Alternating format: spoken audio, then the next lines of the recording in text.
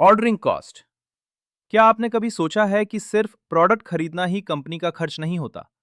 हर बार जब company supplier को order भेजती है, तब भी कुछ खर्च होता है, चाहे ऑर्डर छोटा हो या बड़ा। इसी खर्च को ऑर्डरिंग कॉस्ट कहा जाता है। ऑर्डरिंग कॉस्ट का मतलब है किसी प्रोडक्ट या रॉ मटेरियल को खरीदने के लिए ऑर्डर प्रोसेस करने में आने वाला खर्च। सरल भाषा में, सप्लायर को परचेज ऑर्डर भेजने से लेकर मटेरियल रिसीव होने तक जो एडमिनिस्ट्रेटिव और प्रोसेसिंग कॉस्ट आती है, उसे ऑर्डरिंग कॉस्ट कहते हैं। इसमें परचेज ऑर्डर बनाना, सप्लायर से कम्युनिकेशन करना, इनवॉइस प्रोसेस करना, ट्रांसपोर्टेशन अरेंज करना और रिसीविंग एक्टिविटीज शामिल होती हैं। कंपनीज ऑर्डरिंग कॉस्ट को इसलिए ट्रैक करती हैं क्योंकि बार-बार छोटे ऑर्डर्स देने से कॉस्ट बढ़ सकती है। अगर कंपनी बहुत ज्यादा ऑर्डर्स देगी, तो ऑर्डरिंग कॉस्ट भी बढ़ जाएगी। इसलिए कंपनीज सही बैलेंस बनाने की कोशिश करती हैं, न बहुत ज्यादा ऑर्डर फ्रीक्वेंसी और न बहुत कम। अब देखते हैं कि ऑर्डरिंग कॉस्ट कैसे काम करता है। सबसे पहले इन्वेंट्री लेवल चेक किया जाता है। फिर बायर या प्रोक्योरमेंट टीम सप्लायर को परचेज ऑर्डर भेजती है। परचेज ऑर्डर का मतलब मटेरियल खरीदने का आधिकारिक डॉक्यूमेंट। सप्लायर ऑर्डर प्रोसेस करता है, मटेरियल वेयरहाउस में पहुंचता है। रिसीविंग टीम मटेरियल वेरीफाई करती है, अकाउंट्स टीम इनवॉइस प्रोसेस करती है। इन सभी एक्टिविटीज में जो खर्च आता है, वही ऑर्डरिंग कॉस्ट कहलाता है। उदाहरण के लिए, मान लीजिए किसी कंपनी को हर ऑर्डर प्रोसेस करने में $50 खर्च होता है। अगर कंपनी महीने में 20 ऑर्डर्स देती है, तो ऑर्डरिंग कॉस्ट $1000 हो जाएगा। लेकिन अगर कंपनी बड़े ऑर्डर्स देकर केवल 10 ऑर्डर्स करे, तो ऑर्डरिंग कॉस्ट $500 रह जाएगा। Amazon इसका अच्छा उदाहरण है। Amazon एडवांस सिस्टम्स का उपयोग करके परचेज ऑर्डर्स को ऑटोमेट करता है। ऑटोमेशन का मतलब मैन्युअल वर्क को सॉफ्टवेयर के माध्यम से करना। इससे ऑर्डरिंग कॉस्ट कम हो जाती है। मैन्युफैक्चरिंग कंपनीज ERP सिस्टम्स का उपयोग करती हैं ताकि ऑर्डर प्रोसेसिंग तेजी से हो और एडमिनिस्ट्रेटिव कॉस्ट कम रहे। डेली जॉब में बायर्स परचेज ऑर्डर्स बनाते हैं। प्रोक्योरमेंट टीम्स सप्लायर्स के साथ फॉलो अप करती हैं। Supply chain analyst ordering cost reports तैयार करते हैं। वेयरहाउस टीम्स रिसीविंग प्रोसेस संभालती हैं। फाइनेंस टीम्स इनवॉइस प्रोसेस करती हैं। कुछ सामान्य समस्याएं होती हैं। पहली समस्या है बहुत ज्यादा छोटे-छोटे ऑर्डर्स देना।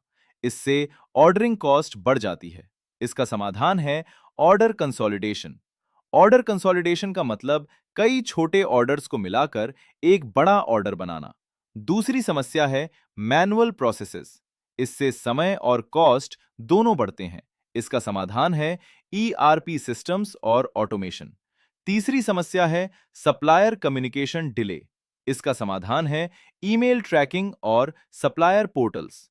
कुछ महत्वपूर्ण टर्म्स समझ लेते हैं। ऑर्डरिंग कॉस्ट का मतलब ऑर्डर प्रोसेस करने का खर्च।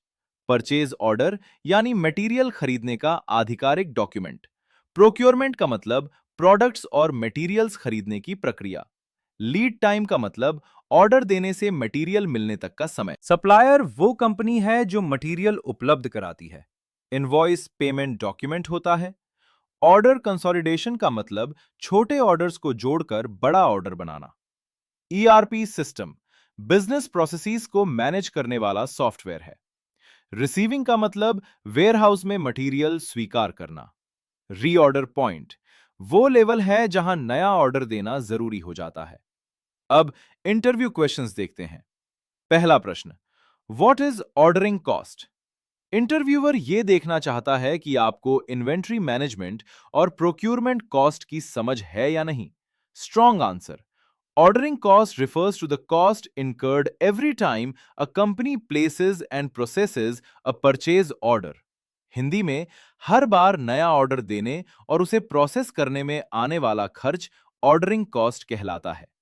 दूसरा प्रश्न, Why is ordering cost important? Interviewer ये जानना चाहता है कि आपको इसका बिजनेस इंपैक्ट समझ में आता है या नहीं। Strong answer, ordering cost is important because excessive order frequency can increase operational expenses. Hindi में बार-बार ऑर्डर्स देने से कंपनी का खर्च बढ़ सकता है। तीसरा प्रश्न, How can you reduce ordering cost? Interviewer आपकी प्रॉब्लम सॉल्विंग एबिलिटी को चेक करना चाहता है।